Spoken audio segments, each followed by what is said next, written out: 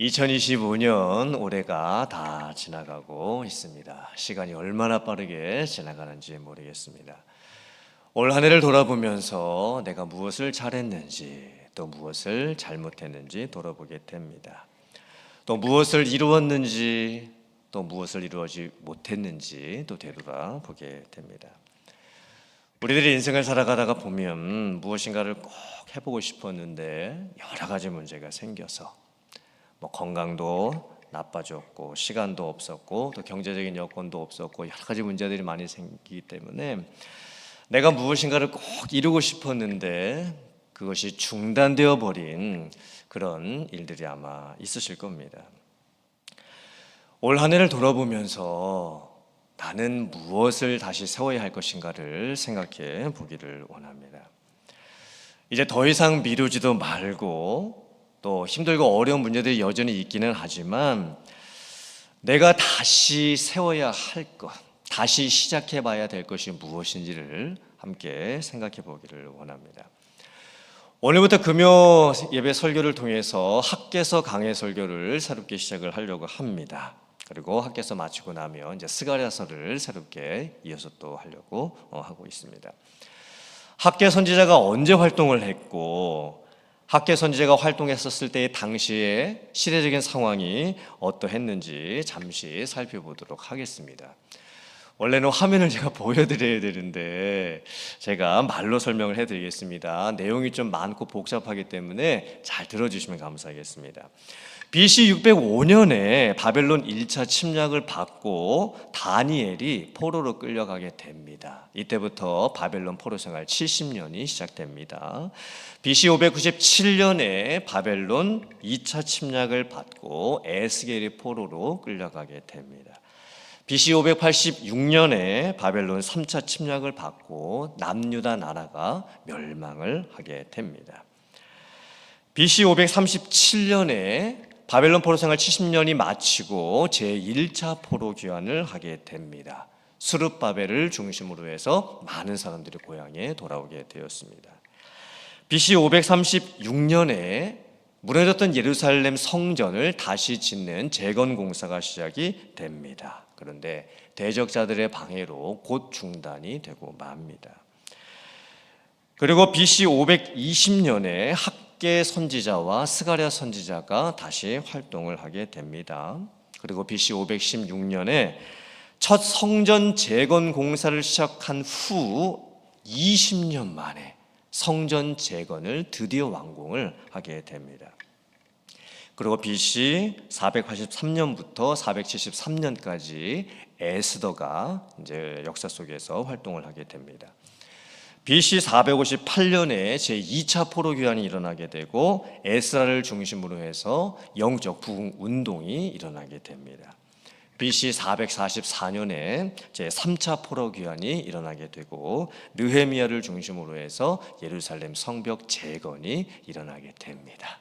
화면을 보셨으면 조금 쉽게 이해하시기 좋았을 텐데 지금 연도도 많이 나오고 사람들 이름도 많이 나오고 사건들도 많이 나와서 조금 혼동되실지도 모르겠습니다.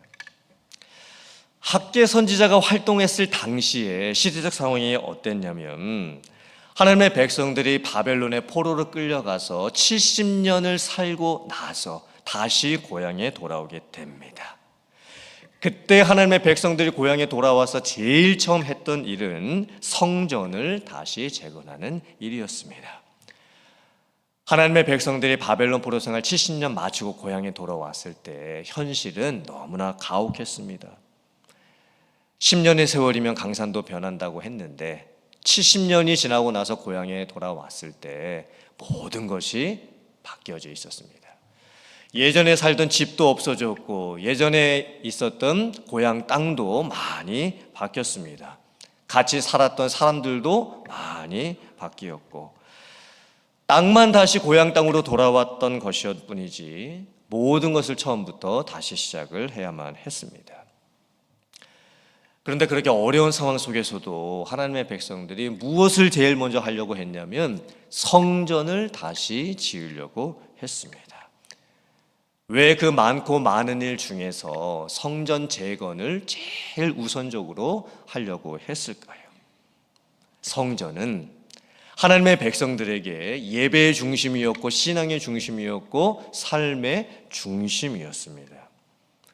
함께 성전에 모여서 하나님 앞에 예배를 드리고 또 함께 하나님의 백성들이 만나서 교제하고 또 함께 절기를 지키면서 나눈다는 것은 하나님의 백성들의 삶에 있어서 너무나 중요한 것이었습니다.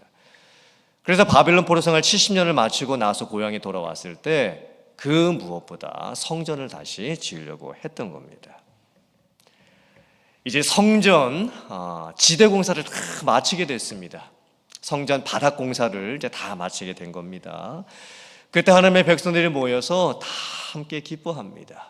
그런데 그 기쁨이 오래 가지를 못했습니다. 대적자들의 방해로 인해서 여러 가지 정치적으로 또 경제적으로 또 종교적으로 사회적으로 대적자들이 너무나 큰 박해를 했기 때문에 성전 지대 공사만 해놓고 성전 재건 공사가 중단이 되고 만 것입니다. 그리고 세월이 흘러가면서 무려 16년 동안이나 성전 재건 공사가 계속 중단이 되고 말았습니다. 그런데 하나님께서 놀라운 역사를 새롭게 시작을 하십니다. 학개 선지자를 보내주시고 스가랴 선지자를 보내주시면서 다시 성전 재건 공사를 시작하게 하신 겁니다. 학개 선지자가 선포합니다. 하나님께서 말씀하시노라. 이제 무너졌던 성전을 다시 지으라. 16년 동안 중단되어 있었던 성전을 다시 지으라. 그런데 그때 하나님의 백성들의 마음이 어땠을까요? 오늘 말씀을 보면 이렇게 기록되어 있습니다. 만군의 여호와가 이같이 말하노라 이르노라. 이 백성이 말하기를 여호와의 전을 건축할 시기가 아직 이르지 아니하였다 하느니라. 지금 하나님의 백성들의 마음의 상태가 어떤 상태일까요? 학개 선지자와 스가랴 선지자가 하나님의 말씀을 받고 무너져 있던 성전을 다시 재건축해라. 16년 동안 중단되어 있었던 하나님의 성전 공사를 다시 시작을 해라. 하나님의 말씀을 전해주었음에도 불구하고 하나님의 백성들의 마음의 상태가 너무나 냉담합니다. 아직은 다시 성전 재건 공사를 할 때가 이르지 않았다. 지금 성전 재건 공사를 할 때가 아니다. 이렇게 지금 하나님의 백성들이 생각을 하고 있는 겁니다. 16년의 세월은 짧은 시간이 아니었습니다. 긴 세월이었습니다. 하나님의 백성들이 16년 동안 성전 재건 공사를 하지 못하고 있었을 때 하나님의 백성들의 마음의 상태가 뭐냐면 너무나 오랜 침체가 계속되다 보니까 새로운 것을 해보려고 하는 그런 마음이 생기지를 않는 겁니다. 한 번 실패했던 성전 재건 공사가 16년 동안이나 계속 실패된 채로 있다 보니까 이제는 뭐를 해도 안 될 것 같은 패배의식에 젖어 있습니다. 주변에서 누군가가 심지어 선지자가 나서서 하나님의 말씀을 전해주음에도 불구하고 못할 것 같다는 겁니다. 안 될 것 같다는 겁니다. 그리고 16년 동안 우리가 성전 재건 공사를 다시 시작해 보려고 많은 노력도 해보고 많은 시도도 해보았지만 그 어떤 방법으로도 지금까지 해보지를 못했다라고 지금 이렇게 지금 마음을 먹고 있는 겁니다. 사람의 마음이라는 것이 계속 안 되는 것을 경험하고 계속 실패를 경험을 하고 계속 낙심을 경험을 하다가 보면 이제는 실패에 익숙해져 갑니다. 안 되는 것에 익숙해져 가는 겁니다. 그리고 새로운 것을 해보려고도 시도를 하지가 않게 되는 겁니다. 여러분들 혹시 삶은 개구리 증후군이라고 들어보셨습니까? 이제 개구리를 이 통 안에다가 넣고 이제 온도를 올리는데 아주 서서히 온도를 올립니다. 분당 0.2도씩 개구리가 온도가 올라간다는 것을 느끼지 못할 만큼 아주 서서히 온도를 올리게 됩니다. 개구리는 변온 동물이기 때문에 주변 온도의 변화에 자기의 몸의 체온을 맞추는 동물입니다. 그래서 갑작스러운 변화에는 개구리가 반응을 하지만 서서히 주변의 온도를 올리면 개구리의 몸의 온도도 그 주변의 온도에 맞춰서 서서히 올라가기 때문에 개구리가 이 온도가 계속 올라가고 있다라고 하는 것을 느끼지를 못하게 됩니다. 그래서 개구리가 나중에 어떻게 되냐면 이제 물이 팔팔 끓어가지고 거의 개구리가 삶아질 지경까지 되는데도 개구리가 이 통 바깥으로 튀어나가지를 않습니다. 그냥 통 안에서 삶아져 죽게 되는 겁니다. 허치슨 박사 같은 과학자들이 실제로 이런 실험을 했다고 합니다. 그래서 1분에 0.2도씩 올리면 개구리가 그것을 느끼지를 못하고 한 1분에 1.1도씩 정도 올리면 이제 개구리가 주변의 온도가 올라가는 것을 알고 이제 튀어나간다고 이제 그런 실험을 했다고 합니다. 삶은 개구리 증후군이라는 게 뭘까요? 이 개구리 속 냄비처럼 냄비 속의 개구리처럼 사람이 무관심을 계속 경험을 하게 되고 또 둔감한 것을 경험을 하게 되면 자기가 죽게 되는 그런 위험한 상황이 다가옴에도 불구하고 그것을 느끼지 못한다라고 하는 겁니다. 오랜 시간 동안 똑같은 상황들이 반복이 되고 있으면 사람은 그 똑같은 상황에 익숙해지고 말게 되는 겁니다. 그렇다면 우리가 이런 모습을 어떻게 바꿀 수가 있을까요? 우리의 인생을 살펴봐도 너무나 현실에 익숙해져 버려 있는 내 모습이 있을 수가 있습니다. 다람쥐가 쳇바퀴를 돌리듯이 그냥 매번 반복되는 삶의 모습에 익숙해져 버리는, 매번 반복된 삶을 살아가는 것 같은 우리들의 삶이 있을 수가 있습니다. 무엇인가를 새롭게 시도를 해야 되는 상황에서도 귀찮고 관심이 없고 새로운 시도를 안 하는 그런 우리들의 모습이 있을 수가 있습니다. 교회도 똑같습니다. 전통이 있는 교회와 전통주의가 있는 교회는 다른 것입니다. 전통이 있는 교회는 죽은 사람들의 살아있는 믿음이 있는 교회입니다. 교회가 오래되다가 보면 이제 교회를 다니시다가 돌아가신 분들이 계시죠. 그런데 그 돌아가신 분들이 남겨두신 믿음이 아직도 살아서 역사를 하고 있습니다. 사람들은 돌아가셨는데 그 돌아가신 분들이 남겨놓은 믿음은 아직도 살아있는 겁니다. 즉 죽은 자들의 살아있는 믿음이 아직도 있으면 그것은 전통이 있는 교회입니다. 아주 좋은 모습이죠. 그런데 전통주의만 남아있는 교회가 있습니다. 전통주의가 무엇이냐면 살아있는 자들의 죽은 믿음이 있는 교회의 모습입니다. 지금 살아서 교회를 다니시는 성도님들이 있습니다. 숫자도 많이 있습니다. 그런데 지금 살아서 교회를 다니고 있는 성도님들의 그 믿음이 죽어 있는 상태인 겁니다. 그것이 전통주의만 있는 교회입니다. 그렇다면 이런 모습들이 어떻게 바뀔 수가 있을까요? 우리들의 삶에도 패배주의가 있을 수도 있고 또 실패가 계속 반복되어서 낙심하고 있을 수도 있고 무엇인가를 해보려고 해도 도대체 마음이 생기지 않는 그런 냉담한 마음이 생길 수가 있습니다. 교회 안에도 오랜 시간 동안 교회들이 여러 가지 실패를 경험하고 또 세상이 주는 시험들을 당하고 또 사탄의 시험들을 당할 때 교회가 고난을 계속해서 겪게 될 때 교회가 침체되어가는 모습이 생길 수도 있는 겁니다. 이런 상황을 그렇다면 어떻게 바꿀 수가 있을까요? 오늘 학개서 말씀을 보면 다시 한번 하나님께서 학개 선지자에게 말씀을 주시고 학개 선지자가 말씀을 선포합니다.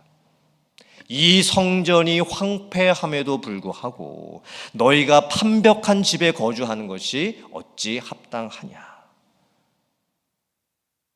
하나님의 성전 이 재건은 멈춰져 있고 또 성전 터는 지금 이제 16년 동안이나 성전 재건이 중단되어 있기 때문에 아마 풀들이 많이 자라 있었을 겁니다. 아마 성전 이 재건 공사를 위해서 지대를 놓았던 그 흔적도 없어져 버렸을 수도 있습니다. 근데 하나님의 백성들이 어떻게 하고 있었냐면 자기들이 살고 있는 집은 판벽한 집을 만들면서 살고 있었던 겁니다. 판벽한 집이라고 하는 의미가 무엇이냐면 백향목 같은 좋은 나무를 가지고 지붕을 얹고 그리고 벽을 세워서 집을 만든 것을 뜻합니다. 그러니까 좋은 집이죠. 하나님의 백성들이 자기 집은 좋은 집을 만들어서 살고 있었음에도 불구하고 하나님의 성전은 그냥 무너진 채로 놔뒀던 겁니다. 학개 선지자가 이 말씀을 전하는 거예요. 그리고 하나님께서 주신 말씀을 다시 전하기 시작을 합니다.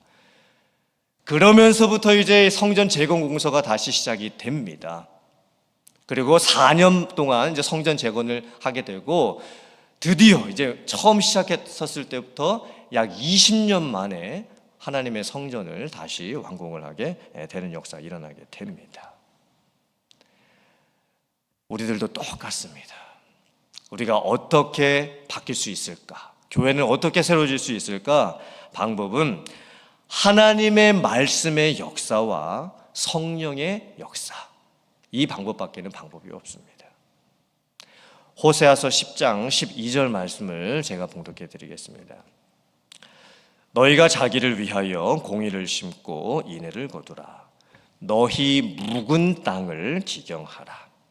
지금이 곧 여호와를 찾을 때니 마침내 여호와께서 오사 공의를 비처럼 너희에게 내리시리라. 아멘. 에스겔서 36장 26절 말씀 봉독합니다. 또 새 영을 너희 속에 두고 새 마음을 너희에게 주되 너희 육신에서 굳은 마음을 제거하고 부드러운 마음을 줄 것이며. 아멘. 하나님께서 호세아 선지자를 통해서 하나님의 백성들에게 말씀하십니다. 너희 묵은 땅을 기경하라. 이 땅은 밭에 있는 땅이 아니었습니다. 하나님의 백성들의 마음이었습니다. 하나님의 백성들의 마음이 너무나 굳어져 있는 상태인 겁니다. 너무나 단단해져 있습니다. 그때 하나님께서 호세아 선지자를 통해서 말씀하시는 겁니다. 너희의 묵어있는 마음의 땅을 기경을 해라. 지금이 곧 여호와를 찾을 때이다. 만약에 너희들이 하나님을 찾으면 하나님께서 은혜를 비처럼 너희에게 내려주실 것이다. 또 하나님께서 에스겔 선지자를 통해서 말씀합니다. 바벨론의 포로로 끌려가서 낙심하고 있는 하나님의 백성들, 언제 이 바벨론 포로 생활이 끝날까? 그런 절망과 어둠 가운데 있었던 하나님의 백성들에게 하나님께서 약속해 주십니다. 새 영을 너희에게 줄 것이다. 그 새 영을 너희 속에다가 둘 것이다. 그리고 새 마음을 너희에게 줄 것이다. 새 영이 너희에게 임했을 때, 성령이 너희에게 임했을 때 너희의 육신의 굳은 마음이 제거되고 너희에게 부드러운 마음이 생기게 될 것이다. 우리의 마음이 변화될 수 있는 방법, 또 교회가 새로워질 수 있는 방법은 하나님의 말씀의 역사와 성령의 역사뿐인 줄 믿습니다. 하나님의 말씀이 우리에게 임할 때에 우리의 묵은 마음이 기경이 될 줄 믿습니다. 성령께서 우리에게 역사해 주실 때 그 성령을 통해서 우리의 닫힌 마음이 열려지고 우리의 굳은 마음이 부드러운 마음으로 변화되게 될 줄 믿습니다. 그러므로 오늘 말씀을 통해서 올 한 해를 마무리하면서 우리들이 결단하기를 원합니다. 지금 내 마음의 상태는 어떠한가? 내가 다시 시작해야 될 일들은 무엇인가? 나는 지금 어디에 멈추어져 있는 것인가? 나는 어디서부터 다시 새롭게 시작을 해야만 하는 것인가? 나는 무너져 있는 것을 어떻게 다시 세워야 할 것인가? 이 시간 오늘 말씀을 통해서 여러분들의 마음 가운데에 하나님의 말씀이 들려질 수 있기를 주님의 이름으로 축복합니다. 여러분의 심령 가운데 성령의 역사가 새롭게 일어날 수 있기를 주님의 이름으로 축복합니다. 그래서 마음들이 기경되고 또 무너져 있던 것들이 다시 세워지며 멈춰져 있었던 것들을 다시 시작할 수 있는 그런 놀라운 역사들이 여러분들에게 일어날 수 있기를 주님의 이름으로 축원합니다. 아멘.